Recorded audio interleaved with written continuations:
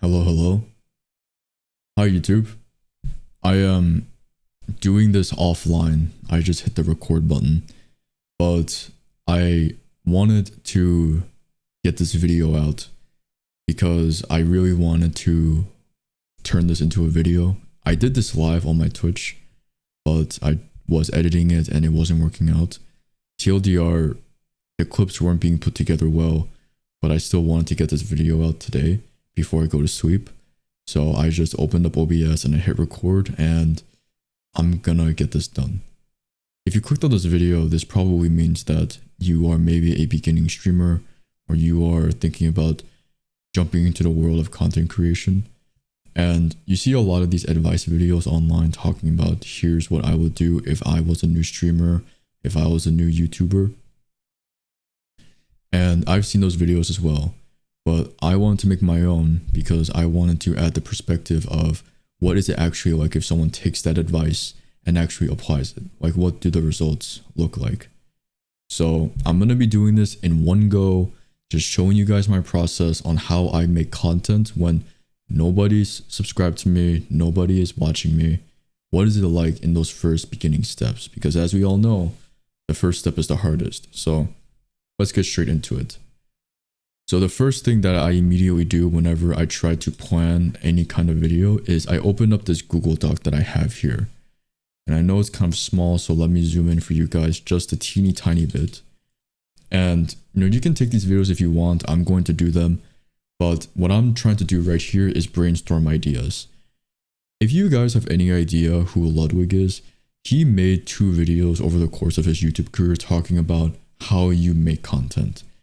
And if I just had to quickly summarize everything in like a 10-second TLDR is you take ideas. And you can either take ideas by themselves or you can take ideas by combining multiple ideas together to produce a new one. But the essence of the advice is just look at what works and try to copy that. Now, I did take that advice, and one of the things that I produced from it is this.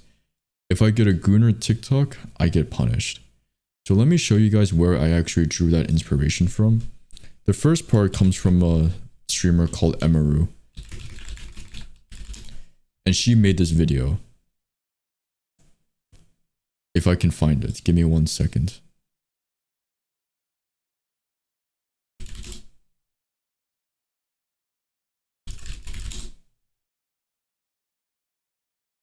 Sorry. The point is, she has a video on her. Oh, it's right here. If I get a Coomer TikTok, the video ends. That video got 1 million views 3 years ago, and that's pretty good. So I held on to that idea. And you see a whole bunch of other YouTubers, let's say Phillian, doing the you laugh, you lose.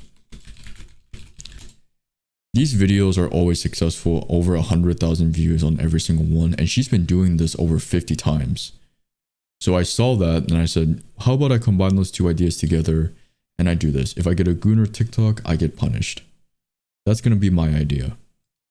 So I tried to put that in practice and I'm starting to get the hang of learning how to identify videos that are able to be mixed together. It was frankly quite difficult in the beginning, but like anything in life, doing something for the first time always feels a bit awkward. I just think that is multiplied like 10 times because you are doing this in front of an online audience where everything is permanent. But if you're serious about this, I think that is something you can very easily get over if you consistently force yourself to do this. Not force, but if you push through it and do it for, let's say, a week, it gets very easy. These other videos that I have in bold are just things that I just thought of randomly. So these are things that I just do on my own. So for example, I listen to Sabrina Carpenter's most popular songs as a hater. If you just want to do a simple reaction video and use some famous person's name, at the very least, I think that is worth a shot. If nobody ends up watching it, it's not a big deal. It's not like you're going to get bullied for it because nobody watched it.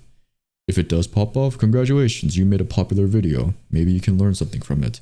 Maybe that style of video is what works for you, so try it again. So once I have these ideas in place, I gather the materials that I need to make the video. And then I go live and then I do it. And a lot of the time it's hard, right? When you don't have a lot of viewers.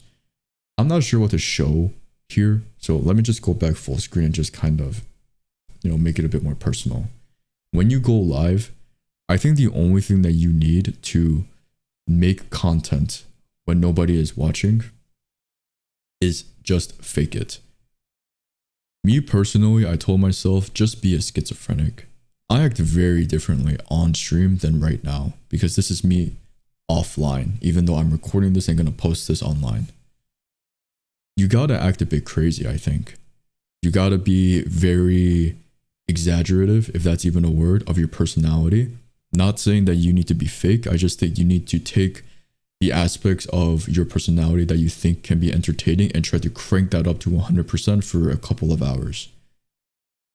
And just talk. Anything that you think about, just talk about it. Talk about cars, talk about food, talk about traveling, talk about video games.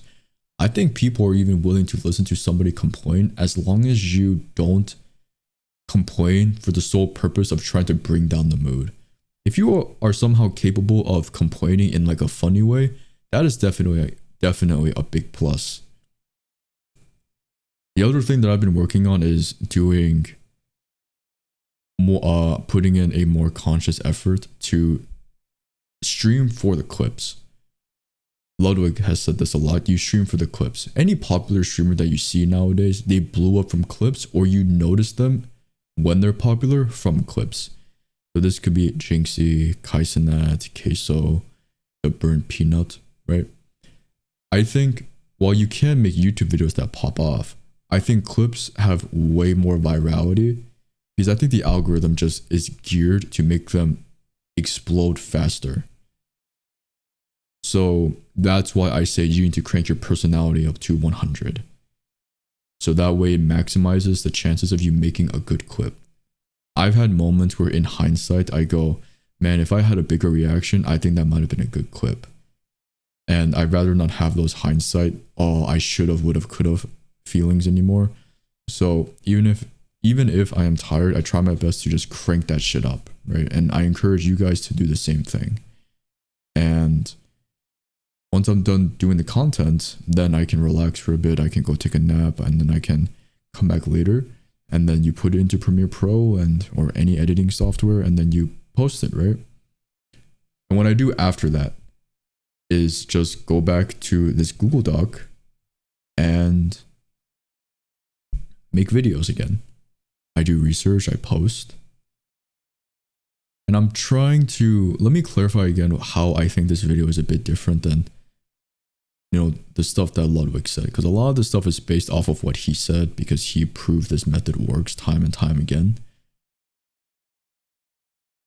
I think this is a more realistic representation of what that process looks like. In the past 2 to 3 weeks, I've went from 30 subscribers to about 160 in about 2 weeks. Posting videos and occasional shorts on YouTube and posting clips every now and then to TikTok. And I think in 2 weeks, 2 to 3 weeks, that is pretty impressive considering that I've never taken this seriously before. And I think that is something that should be commended. There are definitely going to be people out there who blow the fuck up and they get like 1,000 subscribers from one video and they get monetized off of one video. But unfortunately, either I'm not that type of person or my time has not come yet, right? But through that growth, when I do live stream, I've gained 7 followers in 2 weeks and I got 2 consistent chatters. Both of them who are complete internet strangers. I've never met them ever, but they come back time and time again, yes? And so when you consider everything together, I think this is a very good representation of what growth actually looks like. And I'm definitely not min-maxing this process. There's definitely things I can improve on. But I think if I refine this process a bit to my process or to my style, then maybe I could grow even faster. So when you see this entire process, I hope you guys can manage your expectations a bit. And that's coming from me, somebody who has this crazy fucking dream of, oh, I want to make it as a content creator in 2026, when it seems like every single person on this planet wants to be a content creator. I just have like that crazy dream. Yes. And somebody's gonna make it. You might as well try. But I'm starting to get a little bit off topic. And I hope this video gave you a more realistic expectation of what it's like as a content creator who is just starting out. Somebody who took advice from a big content creator and is showing you what it's like to have smaller results rather than the big results that you would expect when you copy advice from a big content creator. So I'm done talking. I'm starting to ramble. I'm starting to repeat the same stuff. But, you know, if this is something that you guys can, you know, learn from or apply to your own content creation thing, you know, then I think this video did pretty good. All right. So yeah, you know, hopefully this helps you guys. I mean, I don't really know how to end an offline video. Usually I would, you know, scream and say goodbye, good night, but it is 2 a.m. over here, and I got people living with me, so I can't do that. All right, so cool. Thanks, guys.